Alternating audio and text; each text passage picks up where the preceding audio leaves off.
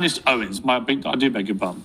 Ernest Owens, thank you very much indeed for joining me. And now, I don't know much about you, other than you wrote a piece last week for Rolling Stone magazine saying cancel culture is good for democracy. So I'm going to come to that ludicrous premise in a minute. But I also remember you tweeting when I left Good Morning Britain, a series of tweets calling me a racist, including enjoying how folks keep getting Piers Morgan together for his racist tirades against Meghan Markle on Good Morning Britain. I'm just curious, could you remember a single racist thing that I said about her or have ever said about her?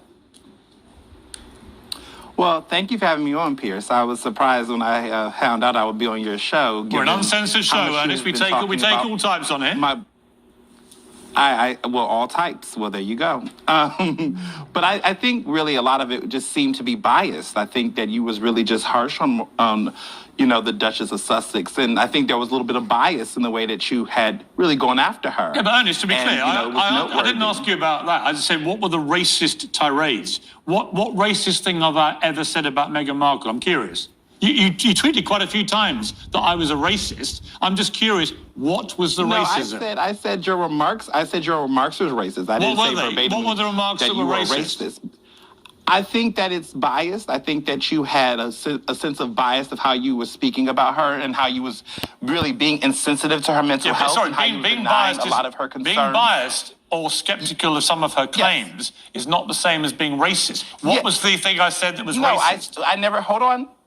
Do you want the person of color to speak, or do you want to just talk over me? Nothing to do with your skin color, Ernest. Sorry, nothing to do with your skin color. I don't care if you're black or white or anything else. I just want you to try and tell me, given you tweeted to your many followers repeatedly, by the way, repeatedly, you did this repeatedly. You have called me a racist repeatedly for racist things I've said about Meghan Markle. I said you made racist remarks. I did not call you a racist. To stand by what you tweeted. What was it I said about Meghan Markle? I am. Would you let me talk? Ever that's been racist?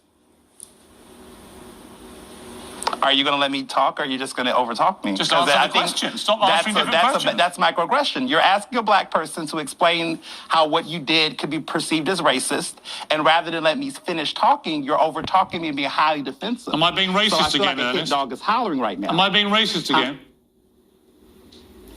You're being dismissive. Can I actually talk? Or maybe because you're not answering the question, What's the point of you on the show? Okay, so can I answer the question? Yes, you can. Please do. Okay, thank you. Okay. So your targeting of Meghan Markle's mental health, gaslighting her specifically, calling to question the legitimacy of her claims about the royal family being racist, you dismissing those claims, you consistently having a sense of badgering her and targeting her, it felt like on my end that there was some racial bias there. Now, you may feel like it's not. Maybe it's sexism. Maybe it's misogynoir. Maybe it's a combination of both her gender and her race.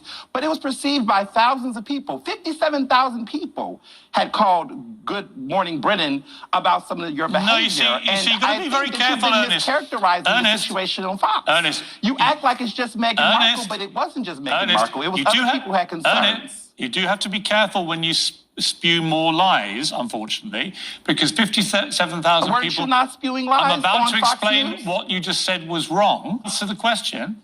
57,000... Go ahead, Piers. Ernest, 57,000 people complained to Ofcom, the TV regulator, and guess what? Correct. 5 months later, every one of the complaints was thrown out, and Ofcom found in my favour to have my right to free speech and freedom of expression. But I come back to my initial point about you. You repeatedly tweeted to many people that I'm a racist, and I'm simply asking you to name one single comment. Ernest, one single comment I've ever made. Between racist comments? So, did I say a racist tirade? What was it? I felt like your attacking of Meghan Markle was racially biased. Oh, you felt like it? And I believe you felt like it was your feeling. I felt that way. It was your feeling that I'm a racist, was it? I felt like what you did was racially insensitive. I never said verbatim on Twitter that you were a racist. I said you made racist actually, remarks. You just said enjoying how folks keep getting Piers Morgan together for his racist tirades. We're actually looking at your tweet now, Ernest. And there were plenty more. In fact, while I'm talking to you, we'll dig the others out. Just go and dig them out, folks. Here's my point, Ernest. The reason that people think that I may have had a racist connotation to my criticism of Meghan Markle. It's because people like you, high-profile black people in America, kept saying that without any evidence.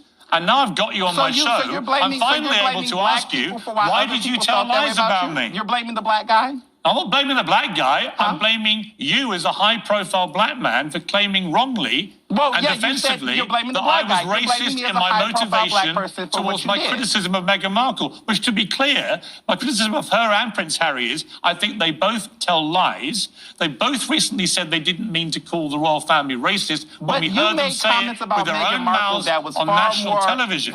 So my point to you, Ernest, is you can say these things. You can say these things on Twitter when you're actually held to account you said about Meghan Markle, you and look at you don't have any evidence to support what you're saying. You have a bigger platform than me, and you've attacked Meghan Markle, and it's impacted her mental health.